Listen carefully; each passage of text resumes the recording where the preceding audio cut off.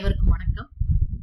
2ஆம் ஆண்டு மாணவிகளே, உங்களுடைய பொது தமிழ் காணொளி வகுப்பிற்கு உங்களை மிகவும் அன்போடு வரவேற்கிறேன்.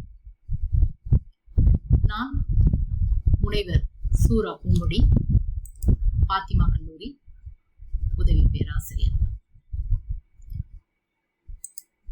இன்று நாம் காணக்கூடிய பாடப்பகுதி காப்பியங்கள். காப்பியங்களை பத்தி ஒரு சின்ன அறிமுகம் பார்க்கலாமா? இந்த காப்பியங்களை 2 வகையாக பிரிக்கிறாங்க. ஒண்ணு பெருங்காப்பியங்கள், இன்னொன்னு சிறுகாப்பியங்கள். இந்த பெருங்காப்பியத்துல எதையெல்லாம் வச்சிருக்கிறாங்க, எந்த காப்பியத்தை எல்லாம் வச்சிருக்கிறாங்கன்னு பார்த்தா சிலப்பதிகாரம், மணிமேகலை, சீவக சிந்தாமணி, வளையாபதி, குண்டலகேசி. சிறுகாப்பியங்கள்ல உதயனகுமார காவியம், நாககுமார காவியம், யசோதர காவியம், சூளாமணி, நீலகேசி. இப்ப பெருங்காப்பியங்கள்னா எதுன்னு தெரிஞ்சு போச்சு, சிறுகாப்பியங்கள்னாலும் எதுன்னு தெரிஞ்சு போச்சு. இப்ப இந்த பெருங்காப்பியங்களுக்கு ஒரு இலக்கண வரையறை இருக்கு, அதை பார்க்கலாமா? அறம், பொருள், இன்பம், வீடு என்பனவற்றோடு ஒரு ஒப்பில்லாத தலைவனையும் தலைவியையும் கொண்டு இயற்றப்படுவது பெருங்காப்பியம். இதுல வாய்மொழி இலக்கியம், தன்னுணர்ச்சி பாடல்கள், கதை பொதி பாடல்கள் என்று இந்த காப்பியம் விரிந்து வளரக்கூடியதாக இருக்கு. மணிமேகலையில பாத்தீங்கன்னா, மணிமேகலை கதை தலைவியாக இருக்கிறார். அந்த கதை தலைவி இறுதி வரை பயணிக்கிறார்.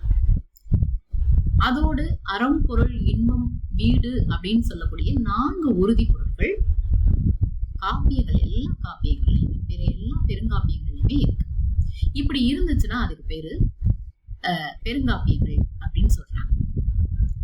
இப்ப சிறுகாப்பியங்கள் அப்படின்னு நம்ம என்னன்னு பார்த்தோம்னா, 4 உறுதி பொருள்களையும் பயக்காமல், 4 உறுதி பொருள்கள் சொன்னோம் இல்லையா, அறம், பொருள், இன்பம், வீடு, இந்த 4 உறுதி பொருள்கள் எல்லாமே இல்லாம சில பொருள்கள் மட்டும் இருந்துச்சு அப்படின்னா அதுக்கு பேரு தான் சிறுகாப்பியங்கள். இந்த சிறுகாப்பியங்கள்ல நாம உதயனகுமார காவியத்துல இருந்து சூளாமணி, நீலகேசி வரைக்கும் நம்ம பார்க்கிறோம். இப்ப நாம பார்க்க போறது வளையாபதி. பெருங்காப்பியங்கள்ல நம்மளுக்கு வளையாபதின்னு ஒரு காப்பியம் இருக்கு. நம்மளுடைய பாடத்திட்டத்துல வளையாபதியை வச்சிருக்கிறோம். இந்த வளையாபதி பத்தி தான் நாம பார்க்க போறோம். இது முதல்ல இந்த வளையாபதியை பத்தி ஒரு சின்ன அறிமுகம் பார்க்கலாம். வளையாபதி 9ஆம் நூற்றாண்டை சேர்ந்ததாக இருக்கலாம் அப்படின்னு சொல்லியிருக்காங்க. இதை எழுதினது யாரு, இயற்றினது யாரு, அந்த ஆசிரியர் குறிப்பு நமக்கு கிடைக்கவே இல்லை. இதோடைய பாடல்களை பார்க்கும் பொழுது இது ஒரு சமண சமயம் சார்ந்த ஒரு நூலாக இருக்கலாம் அப்படின்னு கருதி இருக்கிறாங்க. கருத்து சுவை அத்தனை இருக்கிறது. 72 பாடல்கள் மட்டும்தான் நம்மளுக்கு கிடைச்சிருக்கு. இலக்கிய சுவையும் பொருட்சுவையும் இதுல நிறைய இருக்கு. திருக்குறள் மற்றும் குறுந்தொகை நூல்களிலிருந்து கருத்துக்களையும் சொற்றொடர்களையும் வளையாபதி ஆசிரியர் பயன்படுத்தியிருக்கிறாரு. அதனால இது ஒரு கருத்து செறிவான நூலாக எல்லாம் சொல்றாங்க. பொதுவா நிறைய கருத்துடைய பல பாடல்கள் இதுல இருக்கு. சொன்னோம் இல்லையா, நம்ம 72 பாட்டு இருக்குதுங்க. 72 பாட்டுகள் இருந்தாலும் கூட சில பாட்டுகளை மட்டுமே நம்மளுக்கு பாடநூல்ல இருக்குது. இந்த பாடநூல்ல இருக்கக்கூடிய பாடல்கள்ல எல்லாத்தையுமே இப்ப நம்ம சொல்ல முடியாது. அதனால ஒரு 2 பாட்டுகளை மட்டுமே இன்றைக்கு நாம வகுப்புல பார்க்க போறோம். மற்ற பாட்டுகளை அடுத்த வகுப்புல பார்ப்போம். இன்னைக்கு இருக்கக்கூடிய சமூகத்துல, இன்னைக்கு உலகத்துல சமூகத்துல வந்து பாத்தீங்கன்னா பொருட்செல்வம் அப்படிங்கிறது நம்மளுக்கு ரொம்பவே அவசியமா இருக்குது. எந்த செல்வம் இல்லாட்டியும் பொருட்செல்வம் இருக்கணும். பொருட்செல்வம் இருக்கிறவனுக்கும் இல்லாதவனுக்கும் என்ன வித்தியாசம் அப்படிங்கறத நாம இன்றைக்கு சமூகத்துல பார்த்துக்கிட்டே தான் இருக்கோம் இல்லையா? அப்படிப்பட்ட அந்த பொருட்செல்வம் இருக்கு இல்லையா, அந்த பொருட்செல்வத்துடைய சிறப்பை பத்தி தான் நம்ம பார்க்க போறோம். பொருட்செல்வத்தை எப்படி சம்பாதிக்கணும், பொருட்செல்வம் இருந்தா எதெல்லாம் நடக்கும், பொருட்செல்வம் இல்லாதவனை சமூகம் எப்படி மதிக்கிறது, இத வளையாபதி காலத்திலே சொல்லிட்டாங்க. அப்ப அப்படிப்பட்ட பொருட்செல்வத்தை நாம எப்படியாவது சம்பாதிக்கணும் இல்லையா? அதுக்கு நம்மளுக்கு கல்வி தேவை. இப்ப என்னன்னா, கல்வி வேணும்னாலே அதுக்கு செல்வம் தேவை. நம்மளுக்கு கல்வி வேணுமா, அது கண்டிப்பா செல்வம் இருக்கும். இப்ப நம்மளுக்கு கல்வி இருந்துச்சுன்னு வச்சுக்கோங்களேன், எங்க வேணாலும் நம்ம போய் படிக்கலாம். வெளிநாட்டுல கூட போய் படிக்கலாம். அதுக்கு நம்மளுக்கு பொருட்செல்வம் வேணும். அப்படிப்பட்ட பொருட்செல்வத்துடைய சிறப்பை தான் நம்ம பார்க்க போறோம். குலம் தரும் கல்வி கொணர்ந்து முடிக்கும் அவந்த கிளைகள் அழிவசி தீர்க்கும் நிலம் பக வெம்பிய நீள்சுரம் போகி உளம்பில் பொருள் தர புன்கண்மை உண்டோ அப்படின்னு ஒரு பாடல் வளையாபதி. அப்படியே கருத்து பெட்டகமா இருக்குது வளையாபதி. குலம் தரும் நம்மளுக்கு நம்முடைய குலப்பெருமைன்னு ஒண்ணு இருக்கு இல்லையா? நமக்கு அந்த குலப்பெருமை, ஒரு குடும்பத்தை பத்தி எல்லாம் சொல்லுவாங்க இல்லையா, வாழ்ந்து கெட்ட குடும்பம், அவங்க வீடு அப்படியே செல்வ செழிப்புள்ள வீடாகவே இருந்துச்சு. அந்த காலத்துல இருந்து இந்த காலம் வரைக்கும் காசுலயே தான்ப்பா இருப்பாங்க அப்படின்னு சொல்லுவாங்க இல்லையா? அப்படி நம்மளுடைய குலத்தை பெருமையாக பேசக்கூடிய ஒரு சிறப்பு பொருட்செல்வத்துக்கு உண்டு. கல்வி கொணர்ந்து முடிக்கும் பொருட்செல்வம், செல்வம் இருந்துச்சுன்னா எங்க வேணாலும் போய் நாம கல்வி கற்கலாம்.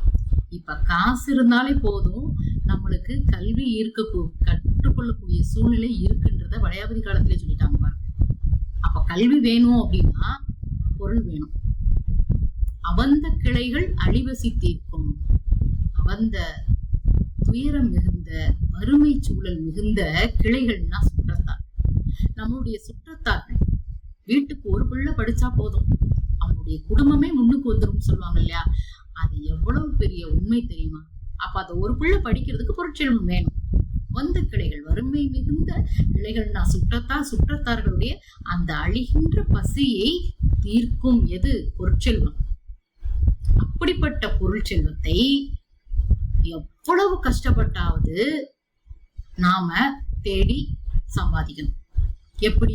எப்படிப்பட்ட சூழல்ல கூட நிலம் பகவெம்பிய நீள்சுரம் போகி, நிலம் பகவெம்பிய அப்படின்னா நிலம் இரண்டாக பிளக்கக்கூடிய வெப்பமானது இருந்தால் கூட, நிலம் இரண்டாக பிளக்கக்கூடிய வெப்பம் எங்க இருக்கும்? நீள்சுரம். பெரிய சுரம்னா பாலைவனம். பாலைவனம் ஒரு மிகவும் அதிக வெப்பம் இருக்கக்கூடிய ஒரு பகுதி. அந்த அதிக வெப்பத்தினால பாதைகளை இரண்டாக பிளக்கக்கூடிய ஒரு பகுதியாக அந்த பாலைவனம் இருக்கு. அப்படிப்பட்ட பாலைவனத்தை போகி கடந்து கூட புலம்பில் பொருள் தர. புலம்பில் அப்படின்னா நம்முடைய புலம்பு நம்முடைய வறுமையை இல்லாம ஆக்கக்கூடிய அந்த பொருளை, அவனுடைய வறுமையை இல்லாம ஆக்கக்கூடிய அந்த பொருளை நாம பாலைவனத்தை கடந்து கூட போய் நாம சம்பாதிக்கணும். அப்படி சம்பாதிச்சோம்னா புன்கண்மை உண்டோ? இதுக்கு மேல துன்பம், புன்கண்மை, துன்பம் ஏதாவது வேற ஏதாவது நம்மளுக்கு வருமா? நம்மளுக்கு செல்வம் இருந்துச்சுன்னா துன்பம் எங்கேயாவது வருமா? வராது அப்படின்னு சொல்றாங்க. அடுத்த பாடலை நம்ம பார்க்கலாமா?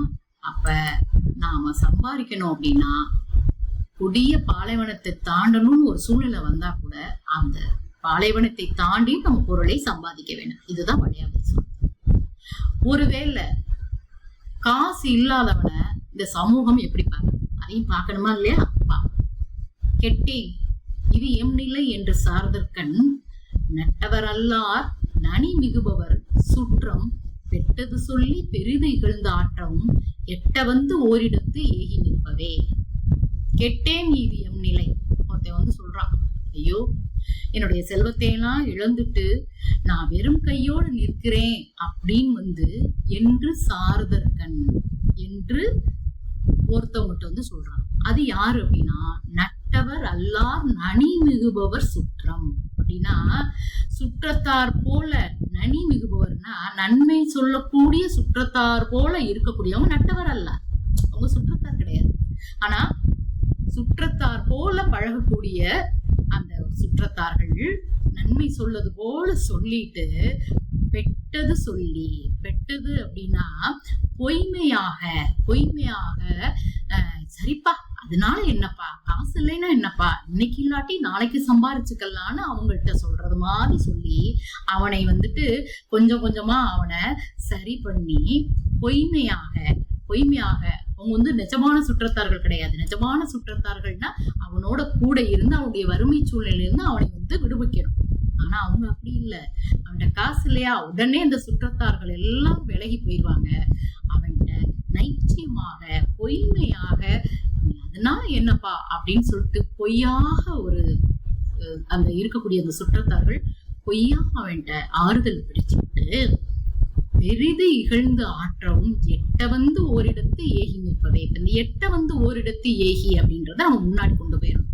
எட்ட வந்து அப்படி அவன்கிட்ட சொல்லிட்டு வெட்டது சொல்லி, வெட்டதுன்னா பொய்மையை சொல்லி பொய்யாக அவனுக்கு ஆறுதலை அளித்து எட்ட வந்து ஓரிடத்து கொஞ்சம் தூரம் ஒரு இடத்துல நின்னுகிட்டு பெரிது இகழ்ந்து ஆற்றவும், அவனை பத்தி ஐயோ உனக்கு தெரியுமா, 2 பேரும் சேர்ந்துக்கிட்டு இப்பதான் அவன் சொன்னான், அவன் ஒரு பைசா கூட இல்லையா, எப்படியா ஒரு மனுஷன் இருப்பான் அப்படின்னு சொல்லிட்டு அவனுடைய வறுமையை இகழ்ந்தும் பழித்தும் அவனை பழித்தும் அவன்கிட்ட 2 பேர் பேசிக்கிடுவாங்க. அவனை பழிச்சு கூறுவாங்க. எட்ட ஒரு தூரத்துல போய் நின்னுகிட்டு தெரியுமா அவனுக்கு அவன்கிட்ட 5 பைசா கூட இல்லையா அப்படின்னு சொல்லிட்டு அவனை பழித்தும் இகழ்ந்தும் கூறுவார்கள். இதுதான் உலக இயல்பு அப்படின்னு வளையாபதி மிகவும் அழகாக நம்மளுக்கு சொல்லுது. அப்ப மாணவிகளே, நம்மளுக்கு உலகத்துல செல்வம்ன்றது எவ்வளவு முக்கியம் சொல்லிட்டு வளையாபதி சொல்லுது பாத்தீங்களா. அந்த காலத்துல சொல்லிட்டாங்க செல்வம். திருக்குறளே சொல்லியிருக்கு செல்வ சிறப்போடைய பொருள் செல்வத்துடைய சிறப்பை திருக்குறளே சொல்லியிருக்கு. வளையாபதி 9ஆம் நூற்றாண்டிலேயே வளையாபதி சொல்லியிருக்கு பொருட்செல்வம் இன்றியமையாதது, அதுவும் இப்ப இருக்கக்கூடிய சமுதாயத்திற்கு சூழலுக்கு இன்றியமையாதது அப்படின்னு சொல்லிட்டு சொல்லுது அப்படிங்கிறதை நாம பார்க்க முடியுது.